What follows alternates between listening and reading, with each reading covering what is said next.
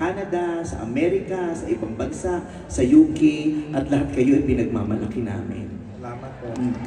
Wala kang duty ngayon? O umarte kang may sakit ka pero manonood ka lang ng mga concert. Ganyan kayo, oo. Naglilin, kunyari may nararamdaman, pero totoo may pupuntahan lang naman na paghaharot. Saan hospital ka? Sa nanay mo po. Ha? Nanay mo po, Vancouver Island. Malapit lang yan? 1 hour and 30 minutes po. Oh, 1 hour, 30 minutes lang yung hospital. Ano? Kaya mo mag-isa o dadaling ka namin? Taray. Saan ka graduate ng nursing sa Pilipinas? Hindi po dito po. Taray, dito ka na nag-aaral. Anong school? VIU po. Vancouver Island University. Sosyal. Kaya pala nakapag-tuck-in ka. Yung pantalon mo, pang-duty mo yan?